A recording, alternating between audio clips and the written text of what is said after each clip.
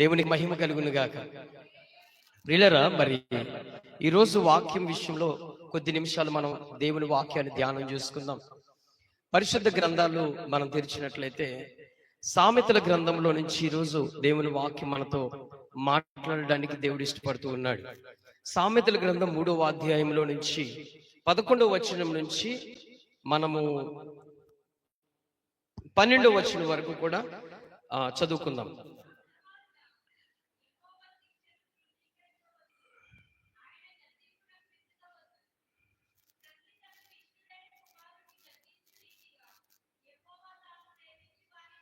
చాలు, మరొకసారి నేను చదువుతున్నాను ఈ వాక్యాన్ని. మీరు కాస్త జాగ్రత్తగా వినాలని ప్రేమతో మనవి చేస్తున్నాను.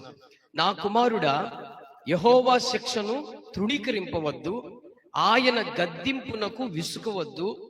తండ్రి తనకిష్టుడైన కుమారుని గద్దించు రీతిగా యెహోవా తాను ప్రేమించు వారిని గద్దించును. చిన్న ప్రార్థన, మోకరించగలిగిన వాళ్ళు మోకరించినట్లయితే ప్రార్థన చేసుకుందాం. ప్రేమ నమ్మకం కలిగిన మా తండ్రి, ఉదయ కాలము నీవిచ్చిన ఈ వాక్య సందేశము ద్వారా మాతో మీరు మాట్లాడండి ప్రభువా. నీ సిలువు చాటును మరుగుపరచండి దేవా. నీకు వందనాలు తెలియజేస్తున్నాము నాయన. కృతజ్ఞతాస్తుతులు చెల్లిస్తూ సమస్త మహిమ ఘనత ప్రభావములు చెల్లిస్తున్నాను నాయన. నీ సిలువు చాటును నన్ను మరుగుపరచండి. ఈ ఉదయకాలం నీ బిడ్డలతో మీరు మాట్లాడి బలపరచండి దేవా. నీ వాక్యము వినికిడి కాగా మాకు జ్ఞానమును వివేకమును సమృద్ధిగా దయచేయండి. మా హృదయం తెరవండి. నీ కొరకు పరిపూర్ణమైన భక్తిలోకి వెళ్ళడానికి సహాయం చేయండి. లోతైన ఆత్మీయ స్థితిని కట్టుకోవడానికి అటు కృప మాకు అనుగ్రహించమని దేవా. ఈ దినము నాయన ఇక్కడున్న బిడ్డలతో, నాతో, అందరితో మీరు మాట్లాడండి ప్రభా. మీరే దర్శించమని యేసయ్య నామములో ప్రార్థించి అడిగి పొంది ఉన్న తండ్రి, ఆమేన్. ప్రియులారా, మనము ఈ వాక్యాన్ని గమనించినప్పుడు చాలా గద్దింపుతో కూడిన మాటలు ఇవి. ఏ విధంగానండి? గద్దింపుతున్నవి. ఇక్కడ దేవుడు స్వయంగా మనకి చెబుతున్న మాట ఏంటంటే, నా కుమారుడా, యెహోవా శిక్షకు ఏం చేయొద్దు అంటాడు? తృణీకరింపవద్దు అంటాడు. ఏ శిక్ష మనకి? అసలు తృణీకరించడం అంటే ఏంటి? దేవుడు మనల్ని ఎప్పుడు శిక్షిస్తాడు, ఆ శిక్షను మనం ఎందుకు తృణీకరిస్తున్నాం? ఇది చాలా ముఖ్యమైనది.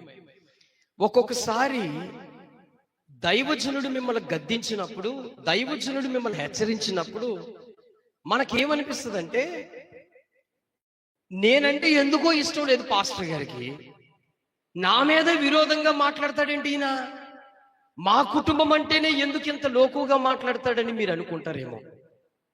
కానీ వాక్యములో దేవుడు మనకు చెప్తున్న విషయం ఏంటో తెలుసా? నేను నిన్ను గద్దించినప్పుడు, నీకు బుద్ధి చెబుతున్నప్పుడు ఏం చేయొద్దు అంటాడు? తృణీకరించవద్దు.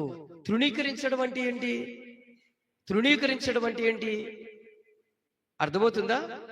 తృణీకరించడం అంటే ఆ మాటను తీసుకోకుండా ఉండడం, నాకు అవసరం లేదు అని విడిచిపెట్టడం, చెప్పిన మాటకి విధేయత కలిగి చెవి యొక్కకపోవడం.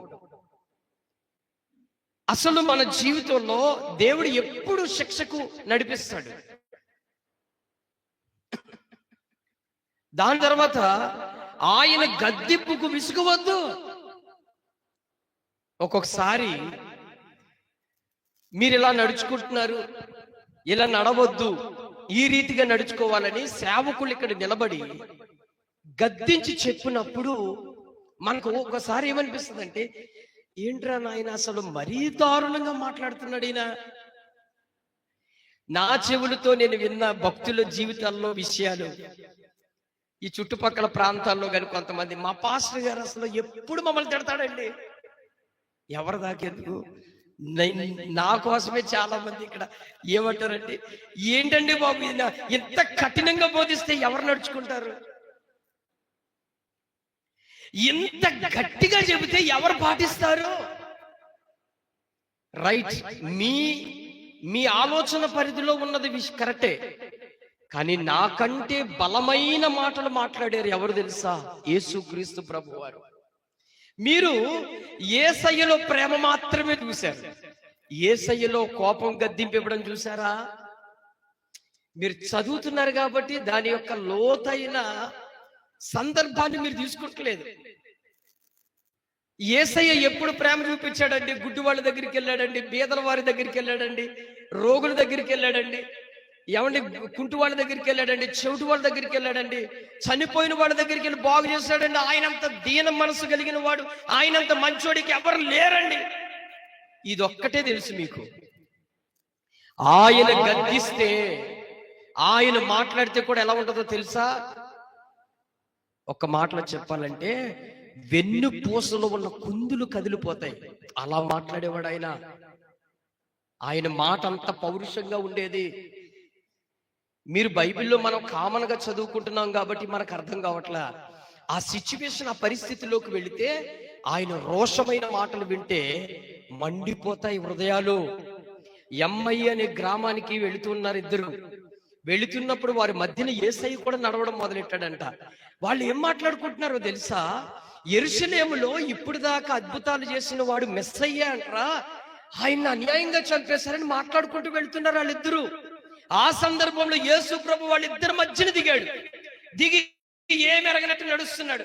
నడుస్తూ ఉంటే ఇలా తిరిగారు. ఆయన ఎంక చూసి, అయ్యా మీరు ఎవరి కోసం మాట్లాడుకుంటున్నారు అని అంట నడుస్తున్నాడు వాళ్ళతో కూడా. ఆయన కొంత దూరం వెళ్ళిపోయిన తర్వాత అలా నడుచుకుంటూ వాళ్ళు ఏదో చెప్తున్నారు. అయ్యా ఇంతకాలం యెరూషలేములో నువ్వు ఉండి ఆయన కోసం నీకు తెలియదా అంటున్నాడు ఆయన్ని. వీళ్ళిద్దరు ఏమంటారు తెలుసా? యెరూషలేములో ఇంతకాలము నుండి ఉండి ఆయన కోసం నీకు తెలియదా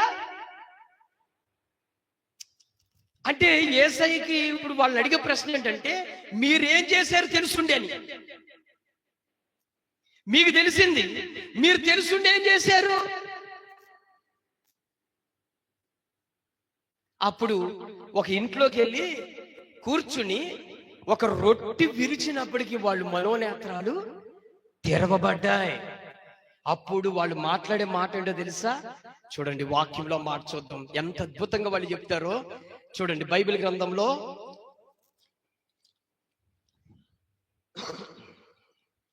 ఎక్కడుందా మాట?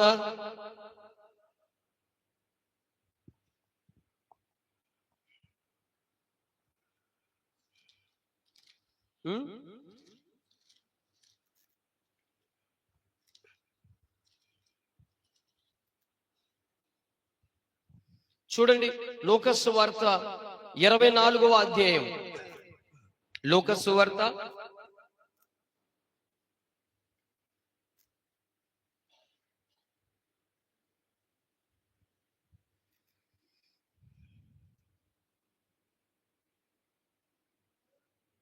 28వ వచనం 26 నుంచి చదువుదాం. చూడండి, లూకా సువార్త 24వ అధ్యాయము 26 నుంచి. క్రీస్తు ఎలాగూ శ్రమపడి తన మహిమలో ప్రవేశించుట అగత్యము కదా అని వారితో చెప్పి, మోషేయు సమస్త ప్రవక్తలను మొదలుకొని లేఖములన్నిటిలో తాను గూర్చి ప్రవచనములు భావములు వారికి తెలిపెను.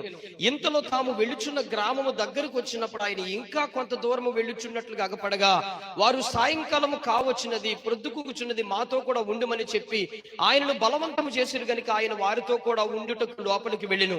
ఆయన వారితో కూడా భోజనము కూర్చున్నప్పుడు ఒక రొట్టెను పట్టుకుని స్తోత్రము చేసి దాన్ని విరిచి వారికి పంచిపెట్టగా వారు కన్నులు తెరవబడి ఆయనను గుర్తుపట్టి అంతటా ఆయన వారికి అదృశ్యుడాయను. అప్పుడు వారు ఆయన త్రోవలో మనతో మాట్లాడుచు, మోస్ట్ ఆఫ్ ఇంపార్టెంట్ వర్డ్, ఆయన మనతో త్రోవలో మాట్లాడుచు లేఖనములను మనకు బోధపరచు చున్నప్పుడు మన హృదయములో మనలో మండుచుండలేదా? వాహ్, స్తోత్రం చెప్పండి. యేసు ప్రభు వారు వాళ్ళతో పాటు నడుచుతున్నప్పుడు చెబుతున్నాడు కదా కొన్ని విషయాలు. చెబుతున్నప్పుడు వాళ్ళ హృదయాలు ఏమవుతున్నాయి అంటమ్మా? హృదయాలు ఏమైపోయాయి అంట? మండిపోయినాయి. అంటే యేసు ప్రభు వారు ఎలా మాట్లాడతారంటే సుతమెత్తారంగా మాట్లాడేది ఏమి లేదు, చాలా గద్దింపుగా చెప్పి ఉన్నాడు.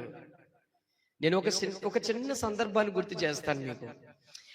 ఈ విషయాన్ని మీకు ఎందుకు గుర్తు చేస్తున్నానంటే, ప్రతి ఆదివారమే కాదు, ప్రతి కూటములో, ఏ మీటింగ్ లో, ఏ సభలో, ఏ కూటానికి వెళ్ళినా, ఎక్కడ దేవుని వాక్యం విన్నా ఒళ్ళు దగ్గర పెట్టుకుని మనం వినాలి.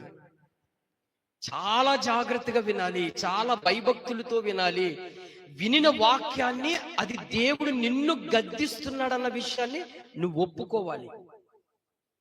నేను ఆకాశాన్ని నుంచి దిగి వచ్చిన పరిశుద్ధ దేవదూతను, నా యొద్ద ఏ లోపం లేదన్నట్లుగా నీ కప్పుకున్నావనుకో ఏమవుద్ది? చివరికి నరకాగ్నికే పాత్రులుగా మారుతాం. ప్రియులారా, ఎప్పుడైతే దేవుని వాక్యం మన యొద్దకు వచ్చి మనల్ని ప్రశ్నించినప్పుడు, సేవకులు గద్దించి చెబుతున్నప్పుడు, సేవకులు ఖండించి మీకు ఈ విషయం కరెక్ట్ కాదు, ఇలా నడుచుకోండి, ఇలా జీవించండి అని హెచ్చరించినప్పుడు ఆ మాటకు విధేయత చూపాలా. ఒక విషయం గుర్తు చేస్తాను మీకు ఈ సందర్భాల్లో. ఒకరోజు ఇశ్రాయేలుకు రాజుగా ఉన్న సౌలు గొర్రెలు మందలంతా ఒక బలి అర్పితకు ఒక గొర్రెని సిద్ధపరిచేశాడు. సిద్ధపరిచిన తర్వాత వాస్తవానికి ప్రవక్త వచ్చి బలి అర్పించాలి, సామాన్యుడు బలి చెల్లించడానికి లేదు. ఈ లోపల సౌలు వస్తూ అది కాస్త లేట్ అయినప్పటికీ సౌలు తన సొంత ఆలోచనతో ఏం చేశాడంటే బలి అర్పించేశాడు. బలి అర్పించినప్పటికీ సమయంలో వచ్చినప్పటికి బలి అయిపోయింది. అప్పుడు అంటాడు, బలి అర్పించుట కంటే మాట వినుట, చెప్పండి మాట, బలి అర్పించుట కంటే మాట వినుట శ్రేష్టము. నువ్వు కానుకలు ఇచ్చుట కంటే సేవకుని మాట వినటం శ్రేష్టం. నువ్వు భక్తి జీవితంలో దేవుని మాట, సేవకుని మాటకు విధేయత చూపటం శ్రేష్టం. నేను కోడి గుడ్డిస్తాను, కోడి పిట్టనిస్తాను, కూరగాయలు ఇస్తున్నాను, బియ్యం ఇస్తాను, నేను నెల కానుకలు ఇస్తాను, నేను ఎన్ని ఇచ్చినాను కాబట్టి నేను కాలర్ ఎగరేసి తిరుగుతానని అంటే కుదరదు. దేవుని సంఘములో అస్సలు కుదరదు. లోకరీతిగా వాళ్ళు ఇష్టం వచ్చినట్లు వాళ్ళు నడుచుకుంటారేమో, దైవ సన్నిధిలో నువ్వు ఎంతటి వ్యక్తివైనా ఇక్కడ అణుకువ, భయము, వణుకుతో బ్రతకాలి. ఎవరికి? దేవుని యొక్క సేవకుని విషయంలోనూ దేవునికిని ఆ రీతిగా నడుచుకోవాలి. ఎందుకో తెలుసా? దేవుడు ఆ భయమును, ఆ భక్తిని ఇక్కడ ఉంచాడు.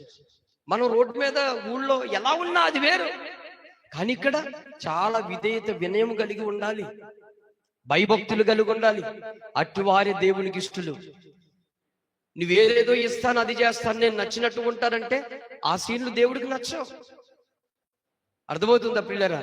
అయితే ఇప్పుడు సౌలు సమయలు రాకముందేనే బలి చెల్లించేశాడు. ఇప్పుడు అంటాడు సమయలు కోపం వచ్చి, నువ్వు బలి చెల్లించడం గొప్పతనం అనుకుంటున్నావేమో, నువ్వు రాజు అయితే అయి ఉండొచ్చు, రాజువే, సమస్త ప్రజలందరికీ ఒక నాయకుడివి అయి ఉండొచ్చు, కానీ దేవుని దృష్టిలో నువ్వు సామాన్యుడివి. దేవుడు అప్పగించిన నిధులను నువ్వు మీరావు.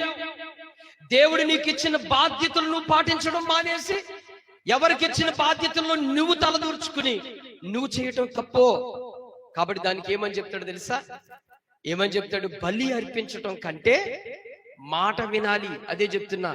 ఈరోజు దేవుని సంఘములో మనం అన్ని చేసేదానికంటే దేవుని యొక్క సేవకునికి, సంఘానికి మాట వినాలి. మాట వినలేని కొంతమంది ఉంటారండి. వాళ్ళు వినరు, ఎంత చెప్పినా వినరు. అమ్మా ఇది కాదమ్మా, అమ్మా అయ్యా ఇది కాదు అంటే తల పొగరుతో ప్రవర్తిస్తారు వాళ్ళు. నీకు అది సక్సెస్ అనుకుంటావేమో, అది నువ్వు నెగ్గుతుంది అనుకుంటావేమో. తెలుసా, దైవ సేవకుడు చెప్పిన విషయాన్ని ఎంతో ప్రార్థనా పూర్వకంగా, ఎంతో జ్ఞానముతో, ఎంతో ఆలోచనతో నీ యొద్దకు వచ్చి చెప్పినప్పుడు దానికి నువ్వు సరెండర్ అవ్వాలా. సరెండర్ అవ్వకుండా నీ సొంత ఆలోచనలు, సొంత నీ ప్లానింగ్స్ తో చేస్తే ఏదైనా సరే దాని వెనకాల అనుభవం నువ్వు ఖచ్చితంగా అనుభవిస్తావు. ఖచ్చితంగా. ప్రియులారా, అందుకే యెహోవా గద్దింపుకు నువ్వేం చేయకూడదంట? తృణీకరించద్దు, త్రోసివేయొద్దు. దేవుడు నీకు ఈ రోజు చెబుతున్నాడు, ఏ విషయమైనా ఇలా నడుచుకోవద్దు అని చెప్పినప్పుడు వినాలంతే, వినాలంతే. ఆదివారం ఆరాధన మానేస్తే మరుసటి ఆదివారంలో సేవకుడు గద్దిస్తాడు. ఎందుకు ఆదివారం ఆరాధనకు రాలేదు నువ్వు అని? అయ్యా నాకు పని ఉందయ్యా, నాకు అది ఉందయ్యా, ఇది ఉందయ్యా అని సాకులు చెప్పద్దు. దైవజనుడు చెప్పాడంటే ఆ మాటకి విధేయత కలిగి ఉండాలా. ఈ కూటానికి ఎందుకు రాలేదు, ఈ పరిస్థితికి ఎందుకు రాలేదు, ఈ పనికి ఎందుకు రాలేదని సేవకుడు చెప్పినప్పుడు కరెక్ట్ అయిన ఆన్సర్ ఇవ్వాలి. అది దైవజనుడిచ్చిన ఆజ్ఞ. దేవుడిచ్చిన అధికారానికి నువ్వు తృణీకరించినట్లు. విధేయత, వినయము, ఎంతో భయభక్తులు కలిగి ఉండాలా. అప్పుడే దేవుని దృష్టికి నీకు క్షేమం. నా ప్రియుల, కొంతమంది వినకుండా తలపొగరుతో ప్రవర్తిస్తూ ఉంటారు. కొన్ని సంఘాల్లో కానీ ఏ సంఘాల్లో అయినా కొంతమంది తలపొగరుతో ప్రవర్తిస్తూ ఉంటారు. నేను సంఘ పెద్దనండి, నేనెవరినో తెలుసా, మా ఊర్లో నెంబర్నే, నేనెవరినో తెలుసా, మా ఊర్లో గొప్ప నాయకుడిని, నేనెవరినో తెలుసా, నేను ఎంతో ధనవంతుణ్ణి, నేనెవరినో తెలుసా, నాకెంతో బలం ఉంది, నేనెవరినో తెలుసా, మహాజ్ఞాని, నేనెవరినో తెలుసా. నువ్వెంతటోడు అయినా బయట వరకే. దేవుని సంఘంలో మన పప్పులు ఉడకనివ్వడైనా, నువ్వెంతటోడు అయినా, ఏ నాయకుడు అయినా, పిఎం అయినా, సీఎం అయినా, కలెక్టర్ అయినా, ఏ పోలీసు వ్యక్తి అయినా, ఎవరైనా దేవుడి దృష్టిలో నువ్వు సామాన్యుడివే. లోకంలో నీకు అధికారం ఉండొచ్చు, వాటెవర్, దేవుడు నీకు ఇచ్చిన అధికారం మంచిది కాదంటలేదు. కానీ సంఘములో, దేవుని పనిలో, దేవుని పరిచర్యలో, దేవుని వాక్యం ముందు నువ్వు లోబడి తగ్గించుకుని వినయం, విధేయత కలిగి నువ్వు ఉండాలి. నీలో ఉన్న లోపాలని దేవుని వాక్యము ద్వారా నీకు లోపాలు తీస్తున్నప్పుడు దానికి నువ్వు లోబడవు. చాలా మంది అదే, దేవుడు మాట్లాడుతూ ఉంటాడు, దేవుని వాక్యం చెబుతున్నప్పుడు మీరు ఇలా నడుచుకోవద్దయ్యా, ఈ రీతిగా నడుచుకున్నావు అంటే కొంతమంది, అబ్బో మా కోసం చెప్తున్నాడు రా, మేమేదో చేశామని మా కోసం చెప్తున్నాడు, ఈయన మా కోసమే చెప్తున్నాడు. మరి నీ కోసం కాకపోతే ఎవరి కోసం? ఏమండి, ఎవరి కోసం అండి? కొంతమంది విచిత్రం ఏంటో తెలుసా, కొంతమంది ఇంకొకరికి మీద నెట్టుతారు. అంటే ఈయనకి సంబంధం లేనట్టు, అబ్బా నా కోసం కాదు, ఈడు అలా చేస్తున్నాడు కాబట్టి ఈడు కోసమే. అలాగొక బ్యాచ్ ఉంది. నేను సౌదీ అరేబియాలో ఒక చర్చిలో వాక్యం చెప్తూ ఉంటే, జిద్దాలో, ఆ రోజు చెప్పాను మీకు చాలాసార్లు విషయాలు గుర్తు చేశాను, ఇంకోసారి గుర్తు చేస్తాను. ఆ రోజు రూతు నయోమి కోసం మాట్లాడుతున్న సందర్భంలో కొంచెం అత్తగారు విషయంలో గద్దించారు. అత్తగారు కాన్సెప్ట్ లో నయోమి రూతుని తన కూతురులా చూసుకుంది, దగ్గర పెట్టుకుని ప్రేమించుకుని అలాగే ఉందని చెప్పా. ప్రార్థన అయిన తర్వాత మరి ఆమెకి ఏమర్థమైందో తెలియదు. ఆ కూటమిలో, ఆ మీటింగ్ లో అత్త కోడలు ఎదురున్నారంట, నాకు తెలియదు. సరే నేనేం చేశానంటే, ప్రార్థన అయిపోయిన తర్వాత నా దగ్గరకు వచ్చి, బ్రదర్ ఈ రోజు వాక్యం అబ్బా తిరిగిపోయింది, సూపర్ బ్రదర్ వాక్యం. నేను అనుకున్నాను, దేవా ఎంత వందనాలు అయినా, ఒక పాపికి రక్షణ అనుగ్రహించావు, ఒక పాపికి మారు మనసు అనుగ్రహించినావు, ఒక హృదయాన్ని నువ్వు తాకేవని అయినానంటే, అమ్మా దేవుడు నిన్ను ఏ విషయంలో దర్శించాడు, దేవుడు నీలో ఏదో నీకు ఒప్పింపజేశాడు, ఏ విషయం బట్టి నీ మనసు మారిందో చెప్పమ్మా అంటే, అబ్బా మా అత్తగారు ఏమి నడుచుకుంటుందో అదే చెప్పారు పాస్టర్ గారు. మా అత్తగారు నా విషయంలో ఏదైతే చేస్తుందో ఈ రోజు వాక్యం తామని పొడిచింది. నేను దెబ్బకి 2 అడుగులు వెనక్కి వెళ్ళి వెంటనే అన్నాను, అమ్మా మీ అత్తగారు ఎక్కడుంటదమ్మా అన్నాను. ఇక్కడే ఉందండి అని. ఎక్కడుందమ్మా, ఎవరమ్మానంటే, అదిగోండి సైలెంట్ గా గోడ పక్కన నక్కు చూస్తుంది చూడండి మీ అంక అన్నప్పుడు నేను సరదా ఇలా చూశాను. ఆవిడ పళ్ళు నూరుతూ కళ్ళు పెద్దవి చేసి చూస్తుంది. ఎంత కొంపముచ్చి మొత్తానికి పాస్టర్ గారు ఈమె గుమ్మక్కయ్యి నాతో ఇలా మాట్లాడినట్టుందా? తప్పండి. వాక్యం ఎప్పుడు కూడా ఎవరికి స్వలాభంగా వారు తీసుకోవాలి. ఏ వాక్యమైనా నీలో ఆ లోపాన్ని ఎత్తుక్కోవాలి. ఏ వాక్యం వస్తే నీ హృదయమును సరి చేసుకునే లోపలికి వెళ్ళాలి. ఏ వాక్యం వచ్చినా ఇది నాకే కదా, ఇది నా జీవితానికే కదా, ఇది నా ఆత్మీయ జీవితానికే కదా, ఇది నా క్షేమానికే కదా, ఇది నాకు పరలోకం నడిపించే మార్గమైన బాటే కదా, నాలో ఈ లోపం ఉంది కదా, నాలో ఈ అవిధేయత ఉంది కదా అని ఎవ్వరు ఒప్పుకుని విడిచిపెడతారో అప్పుడు వాళ్ళకి చెప్పలేనంత కనికరమైన కృప దొరుకుద్ది. హల్లెలూయా, హల్లెలూయా. అందుకే చాలా చాలా అద్భుతంగా దేవుని వాక్యం రాసుంచాడు. అతిక్రమములు దాచిపెట్టిన వాడు వర్ధిల్లుడు, వాటిని ఒప్పుకుని చెప్పాలి. ఏం చేయాలంటే దాన్ని విడిచిపెట్టాలంటే, విడిచిపెట్టిన వాడికి ఏం జరుగుద్ది? కనికరం ఇస్తాడు దేవుడు. అర్థమైందా?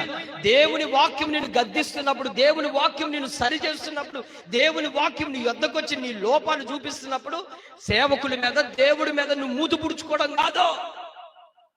మూతు ముడుచుకోవడం దేవుడి మీద, సేవకుల మీద కాదు. నీ జీవితం మీద నీకు అసహ్యం కలిగి నేను మార్పు చెందాలని సిగ్గు తెచ్చుకోవాలి. మనం చాలా మంది మూతులు తూర్పుకి పడమరకు తిరుగుతాయి. ఎవరి మీద నీ ప్రతాపాలు? ఎవరి మీద చెప్పండి? దేవుడి మీద. దేవుడి మీద నీ ప్రతాపం. కొంతమందికి సంఘాల్లో ఇదే పని. ఈ అవకాశాలు ఎందుకు వస్తున్నాయి? దేవుడి సంఘం అంటే ఏంటి? సంఘం అంటే తన స్వరక్తం ఇచ్చి కొనుక్కున్నాడు. నీది కాదు, నీ సొత్తు కాదు. వాస్తవం చెప్పనా, ఈ దేహం నీ సొత్తు కాదు. పౌలు అంటాడు, మీరు విలువైన రక్తము చేత కొనబడిన వారు, మీ దేహము మీ సొత్తు కాదు, మీ సొత్తు కాదు. యేసు ప్రభు నమ్ముకోక ముందు మీ సొత్తు.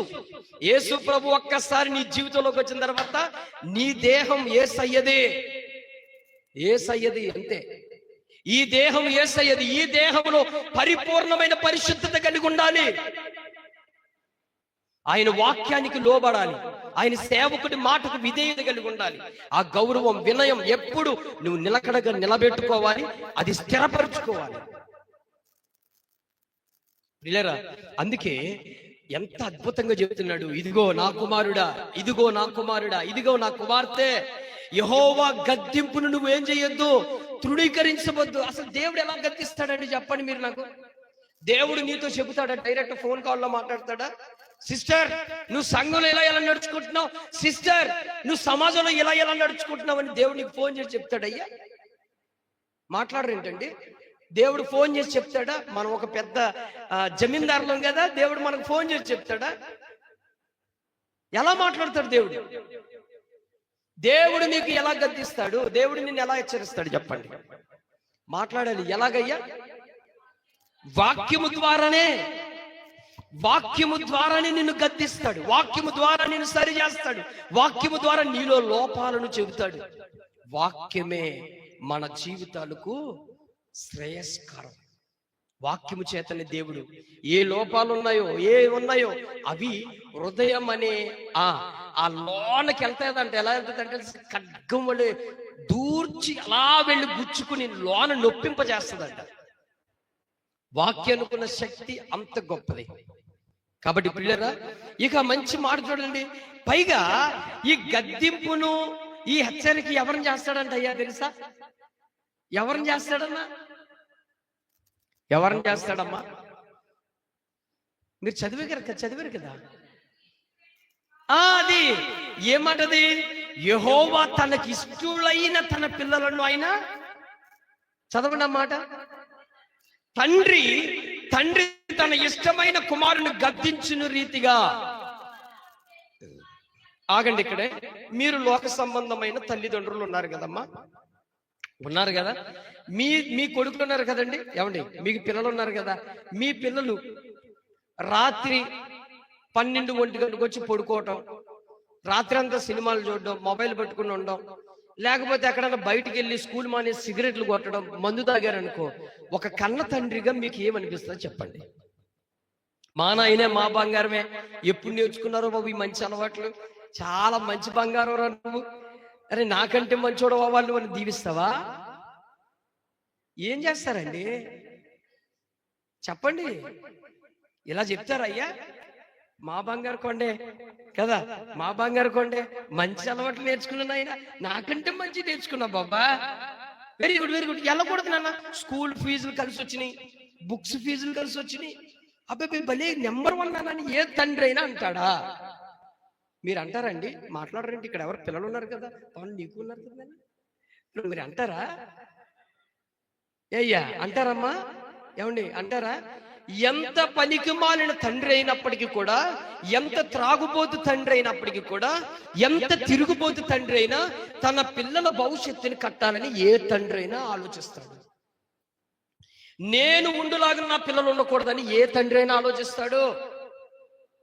ఇక్కడ మన సంఘంలో కొంతమంది తండ్రులు ఉన్నారు కదా, ఇప్పుడు వాళ్ళు నెలకు సంపాదించే సంపాదన ఎంత ఉంటుంది? మంచి మంచి కాలేజీల్లో, మంచి మంచి స్కూల్లో చదివించిన వాళ్ళు ఉన్నారు. ఎందుకు చదివిస్తున్నారు? ఏ గవర్నమెంట్ ఇక్కడే మనకు ఊరిలో కూడా ఉంది కదా. అంటే వాళ్ళ అభిప్రాయం ఏంటి? నా బిడ్డ ఇంకా చదవాలి, ఇంకా బాగా చదవాలి. స్కూల్ ఫీజులు కట్టలేనంత స్థాయిలో ఉన్నప్పటికీ కూడా కొన్ని అప్పులు చేసి మరి కట్టి, ఎన్నో నిలవ కూలీలకు వెళ్ళి, ఎన్నెన్నో గొడ్డు పనులు చేసి వాళ్ళ పిల్లల్ని భవిష్యత్తును కట్టాలని ఆలోచించే తండ్రులు ఉన్నారు కదా. మరి ఈ తల్లిదండ్రులకి ఎంత భారం ఉంటే, ఈ తల్లిదండ్రులకి ఎంత వేదన ఉంటే, మీ పిల్లల మీద ఎంత త్యాగం మీకుంటే, మరి మీరు నరకానికి వెళ్ళకూడదని, అగ్నిగుండానికి మీరు అగ్నిగుండానికి మీరు వెళ్ళకూడదని ఆకాశం అందున్న ఆ తండ్రికి ఎంత భారం ఉంటుంది మీ విషయంలో చెప్పండి.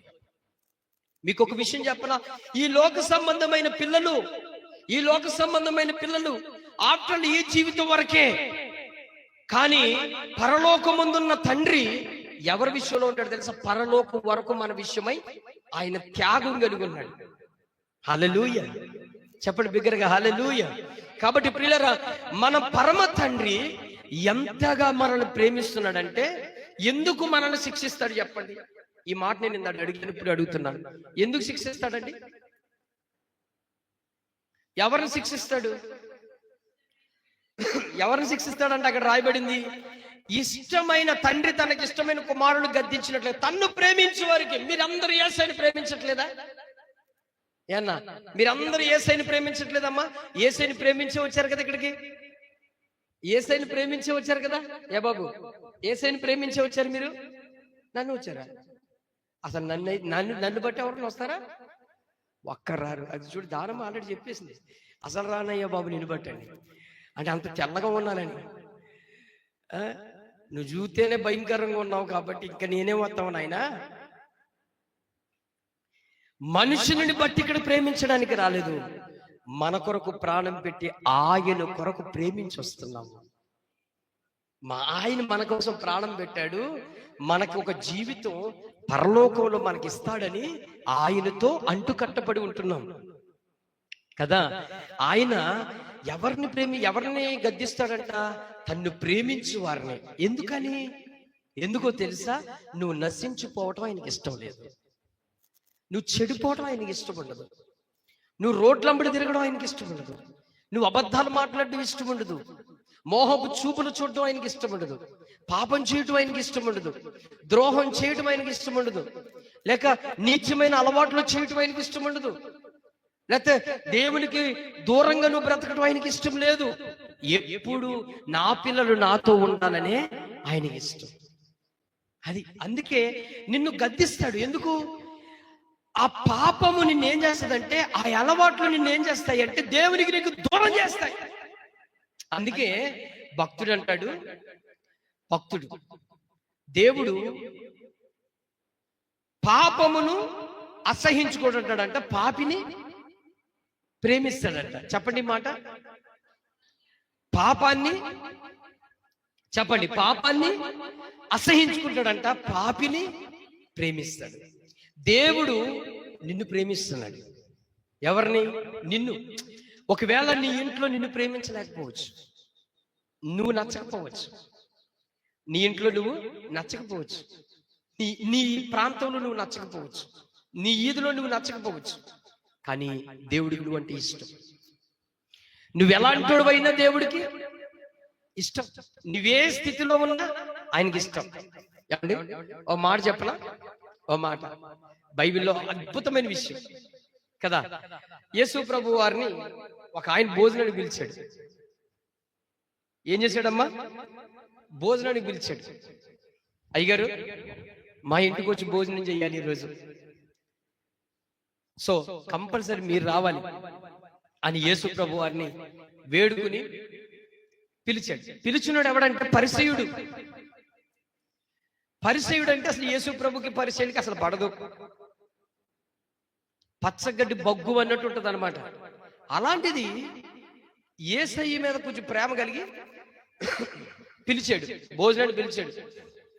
పాపం అయ్యగారు ఎక్కడెక్కడ సంపాదించాడు మా బోయేజల్లాగా, ఏదో రకంగా చుట్టబోతే తప్పమని అక్కడ ఇక్కడ ఏదో రకంగా పూడ్చినట్లుగా, యేసు ప్రభు వారు వచ్చినట్లుగా కూడా 4-5 రకాల భోజనం అంతా ప్రిపేర్ చేసేసాడు.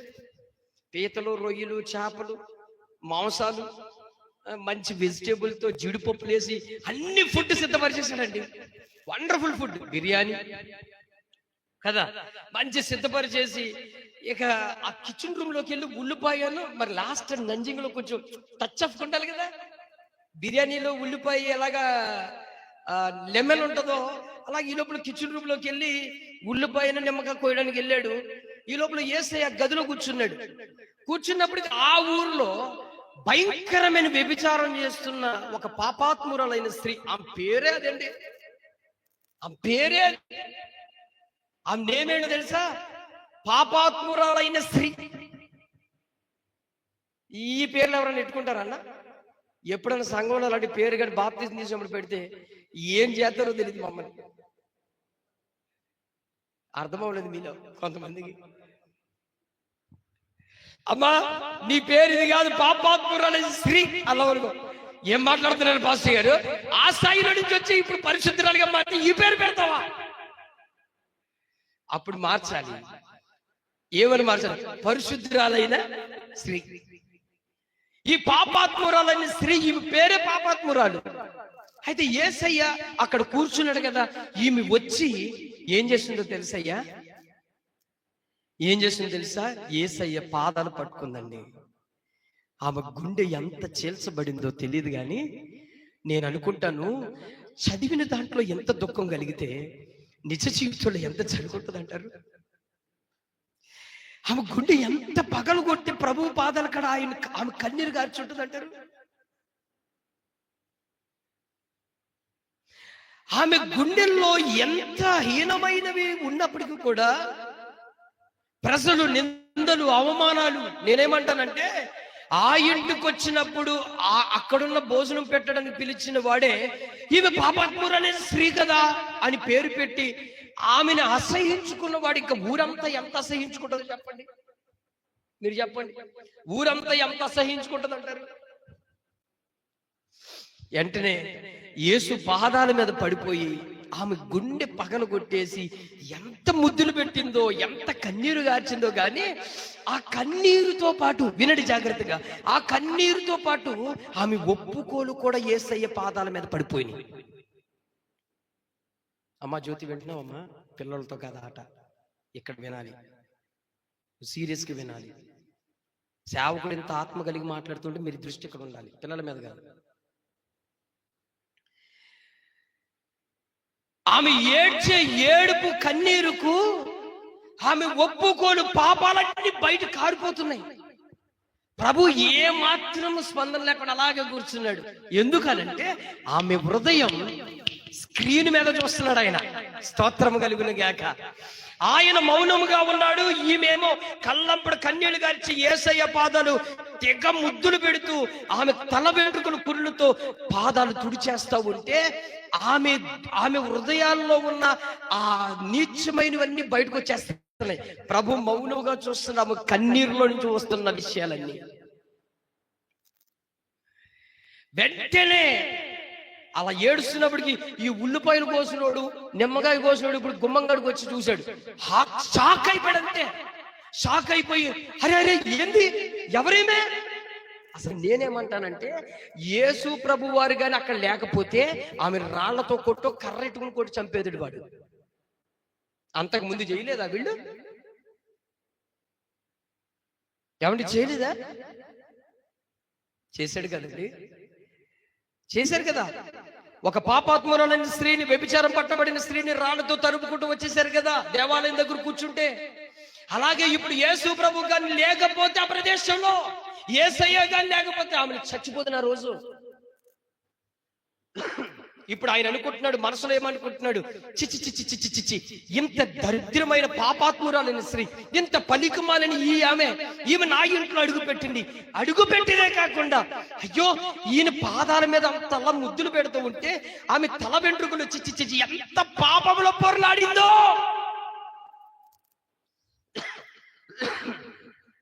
ఆయన ఇన్నర్ ఫీలింగ్ ఎంత పాపంలో పొరలాడిందో, ఆమె వెంట్రుకలన్నీ ఎంత మంది చేతుల్లో నలిగిపోయిందో ఈ పాపంలో.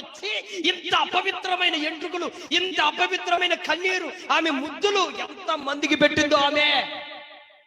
అలాంటిది ఇంత పరిశుద్ధుడైన ఈయనకి ఎందుకు ఇలా పెడుతుంది? చిచ్చి చిచ్చి చిచ్చి, అబ్బబ్బబ్బా, ఇంత దరిద్రమైంది ఎప్పుడు రాకూడదురా బాబు అని మనస్సులో బయటికి చెప్పట్లేదు, కానీ ఇక్కడ 2 హృదయాలు దేవుడు చూస్తూ ఉన్నాడు. ఎన్ని హృదయాలండి? వా, స్తోత్రం చెప్పండి గట్టిగా, హల్లెలూయా.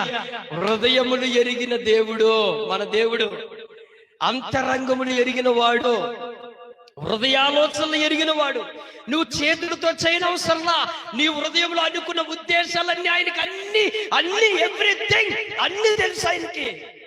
అందుకే దావీదు అంటాడు, నా నోటి బయటికి రాకముందే నా ఊహలన్నీ నీకు ఎరిగిదివి అంటాడు.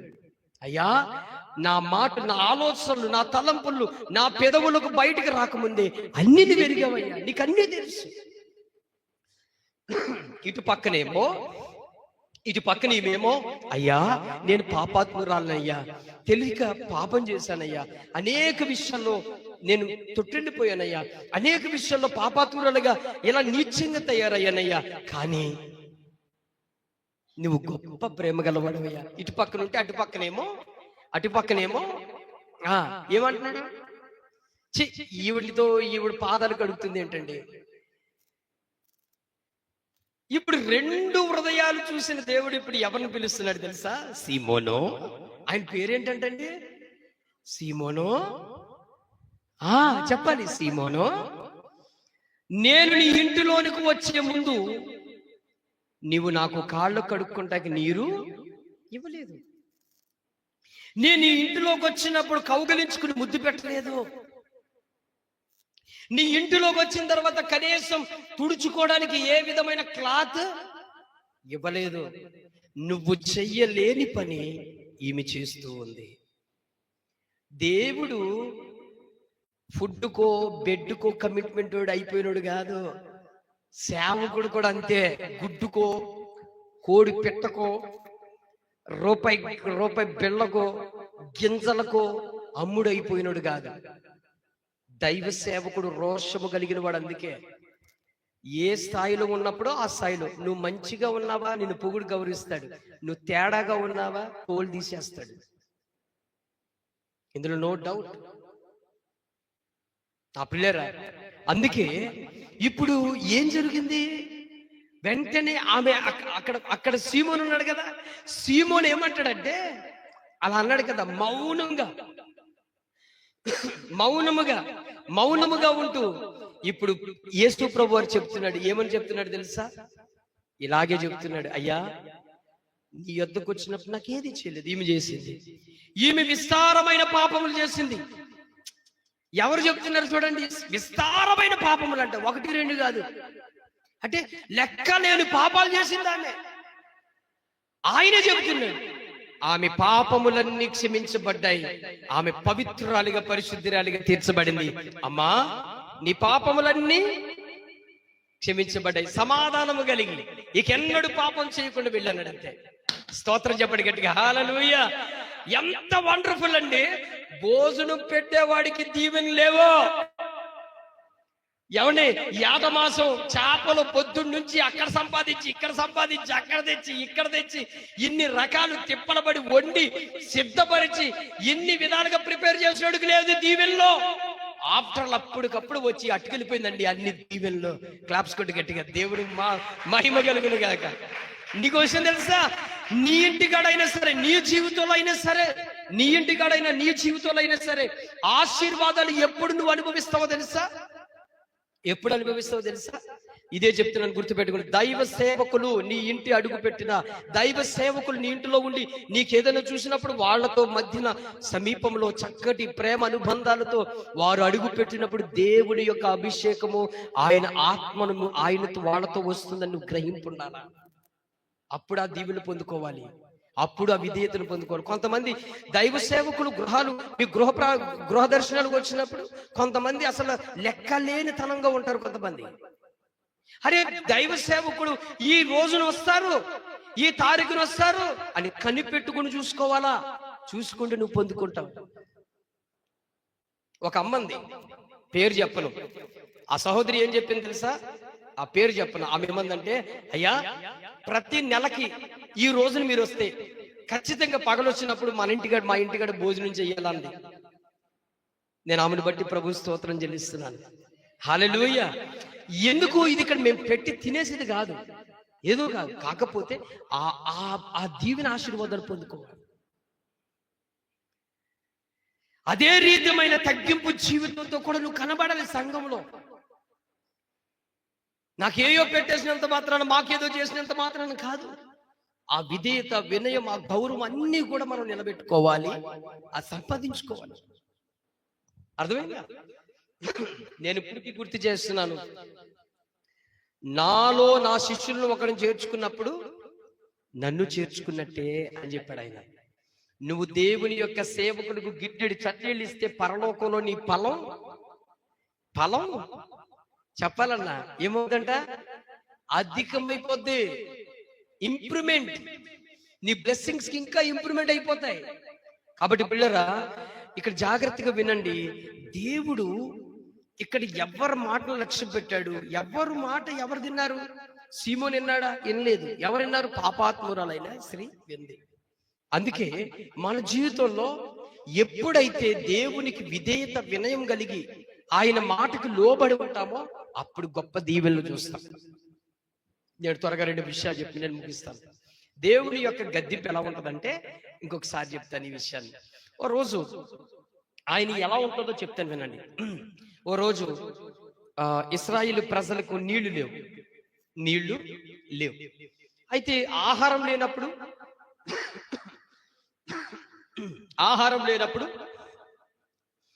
వాళ్ళు బాగా సనిగారు. అప్పటికే మోసే అలసిపోయాడు, విసిగిపోయాడు. వీళ్ళు ఏందిరా నాయన ఇంతలాగా, నేను వీళ్ళతో పాటే ఉన్నాను కదా, కొంచెం ఓపిక కలుగుంటే దేవుడు ఏదో ఒకటి ఇస్తాడు కదా అనేది మానేసి వీళ్ళు సనిగారు, గొనిగారు. మొత్తం రకరకాలుగా గుడారాల్లో నుంచి భయంకరమైన శబ్దాలు బయటికి. ఆ మోసే అనడం వల్ల వచ్చానండి, ఆ మోసే అనడం వల్ల ఇలా అయిపోయాం మేము. అసలు నిజంగా ఆ దేశంలో పాటికి కీరకాయలు, దోసకాయలు, ఆనపకాయలు, చేపలు అన్ని తిందిరంట.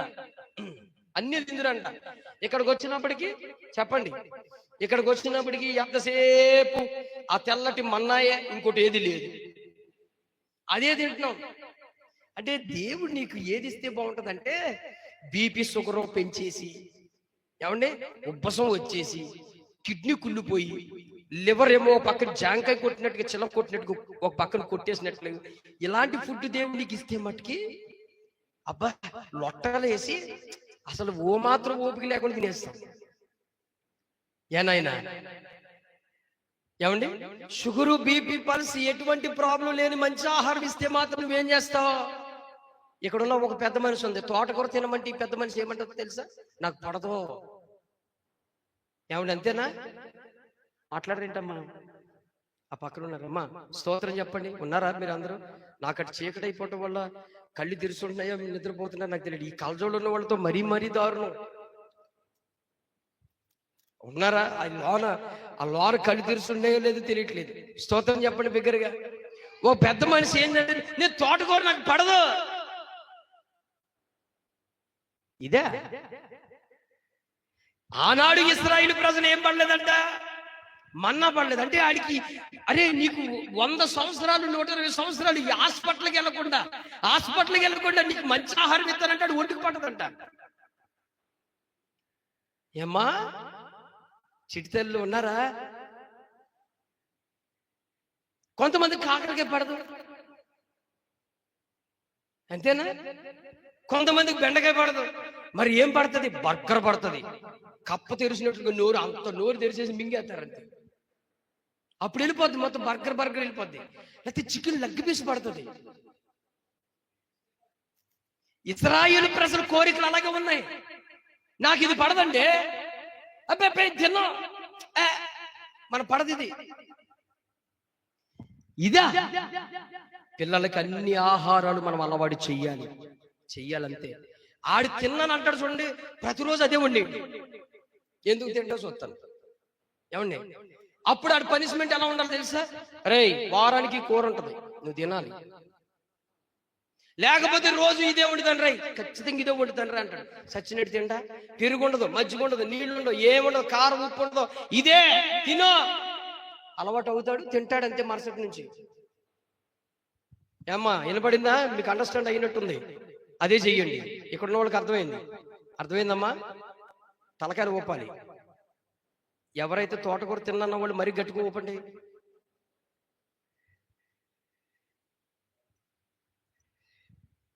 ఇశ్రాయేలు ప్రజలు కూడా అన్నారయ్యా, మోసేదా అన్నారు, ఏం తింటావయ్యా బాబు ఈ మన్నా? దేవుడు 40 సంవత్సరాలు ఒక్క ట్యాబ్లెట్ ఇవ్వకుండా నడిపించాడండి. అంత గొప్ప ఆహారం ఇస్తే వద్దన్నారండి.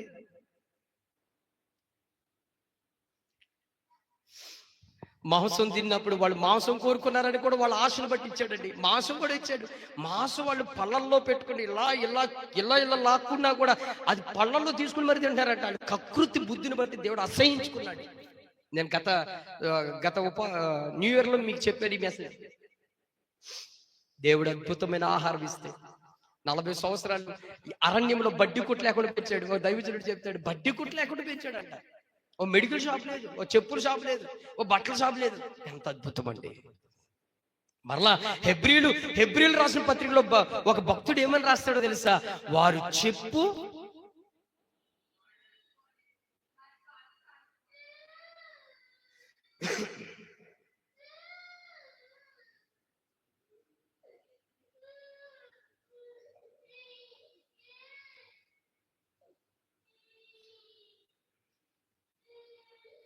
నా జీవిత తీరమునా జయ నలిగిన నా హృదయమును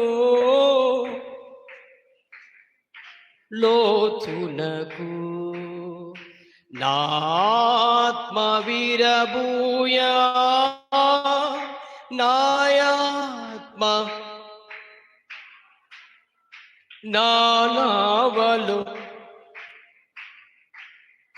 నా సేవ పాడాలి. నడిపించు నావా నా నవ జీవన మార్గమునా నా సేవ నడిపించు. రాత్రంతయు శ్రమ పడినా రాలేదు ప్రభు జయము. స్పీడ్. రాయాయనే ప్రతిఫలం ఆక్షించు నీ సిలువా. రమణీయలో తులలో రతనాలు నవెదకుటలో రాజిల్లు నా పడవా. నడిపించు నావా నడి సంద్రమున దేవా. నవ జీవన మార్గమునా నా జన్మ నడిపించు నావా. ప్రభు మార్గము విడచితిని ప్రార్థించుట మానితిని. ప్రభు వాక్యము వదలితిని పరమార్గము మరచితిని. ప్రపంచ నటనలలో ప్రావీణ్యమును పొంది బలహీనుడనై ఇప్పుడు పాటింతుడి మాట. నడిపించు నావా నడి సంద్రమున దేవా. నవ జీవన మార్గము నా జన్మ నడిపించు నావా. హల్లెలూయా. ప్రియులరా, ఇశ్రాయేలు ప్రజలు ఆహారం అడిగినప్పుడు దేవుడు ఏం చేశాడంటే మన్నా కురిపించి ఇచ్చేశాడు. ఇప్పుడు వీళ్ళకి ఇంకోటి కొదువైంది, త్రాగడానికి నీరు లేదు.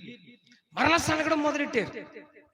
అప్పుడు దేవుడు మరలా ఈ సనుగుడికి మోసే విసుగుపోయి, వీళ్ళ యొక్క గొడవకి అలిసిపోయి దేవుడి దగ్గరికి వెళ్ళాడు. ఏందయ్యా ఈ ప్రజలు నాకు అప్పగించిన, ఈ ప్రజలు వినలేకుండా ప్రవర్తిస్తున్నారే, వాళ్ళకి నీరు కావాలంటే అరణ్యంలో తీసుకొచ్చి నేనే చంపడానికి తీసుకొచ్చిన నా మీద విసుక్కుని కరుస్తున్నారు, కాబట్టి నీరు కావాలంటయ్యా అని చెప్పేసి అంటే, అప్పుడు దేవుడు అంటాడు, ఇదిగో మోషే, అక్కడ ఒక బండ ఉంది, ఆ బండతో మాట్లాడి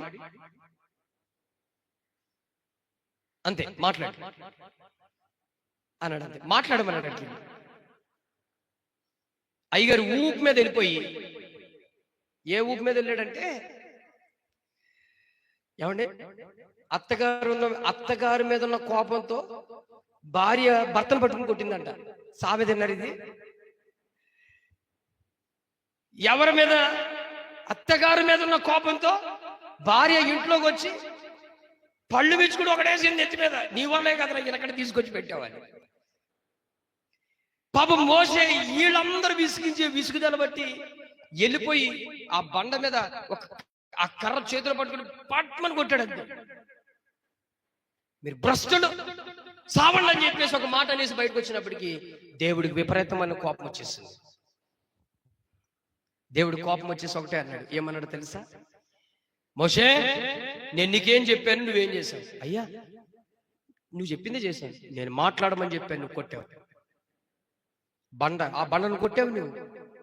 అయ్యా వీళ్ళు నన్ను అలా ఇసుకించారయ్యా, ఏం చేయనయ్యా? నో, నాకు అనవసరం అదంతా.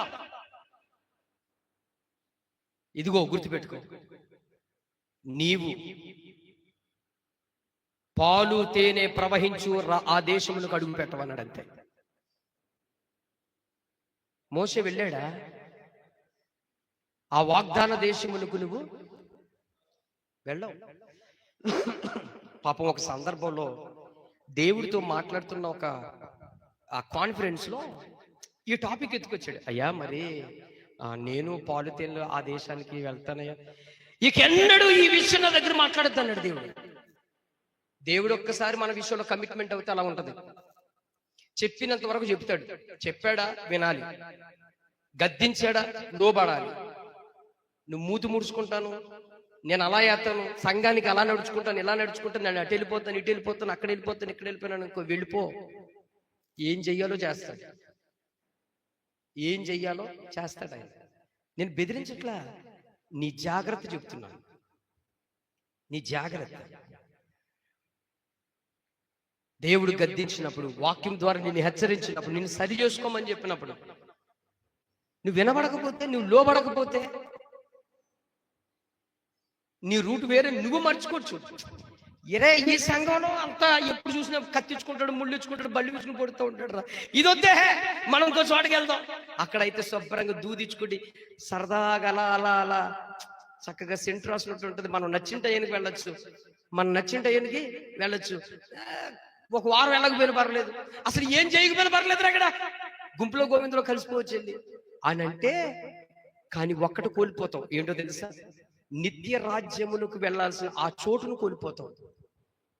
నిజం. ఎప్పుడైతే లోబడతావో, వాక్యం చేత కొట్టబడతావో, వాక్యం చేత చెక్కబడతావో, నువ్వు ఎలా మారుతావు తెలుసా? సువర్ణంగా మారుతావు. అవునా?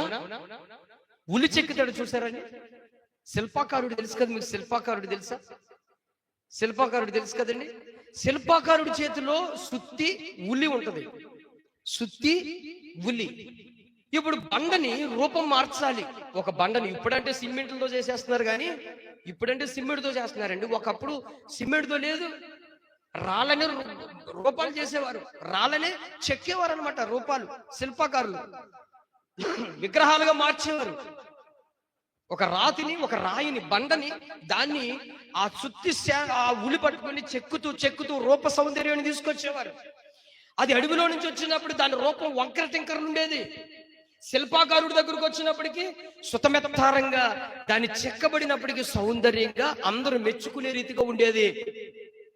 నువ్వు దేవుని వాక్యము చేత చెక్కబడితే, దేవుని వాక్యము గద్దింపులు నువ్వు లోబడి నిలబడితే, దేవుని యొక్క మాటలకి హెచ్చరింపబడి నువ్వు చెక్కబడితే, సమాజానికి, దేవునికి, నువ్వు దేవుని రాజ్యానికి సువర్ణంగా మారతావు, సౌందర్యంగా కనబడతావు.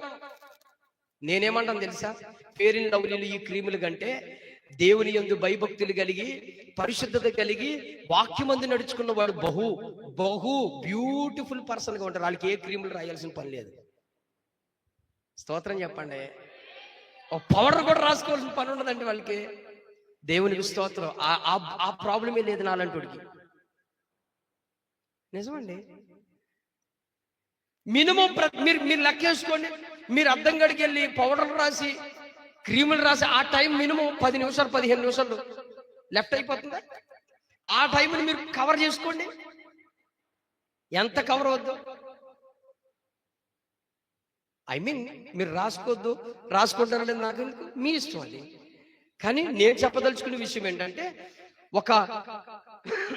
ఒక ఆత్మీయ జీవితం కలిగిన వ్యక్తికి ఏ క్రీములు, ఏ పేస్టులు అవసరంలా. పరిశుద్ధాత్మ శక్తి వాళ్ళ మీద ఉంటే వాళ్ళు సుందరంగా కనబడతారు సమాజానికి. ఏమండి, వివేకం లేని సుందరి స్త్రీ ఏ ముక్కుతో సమానం అంట?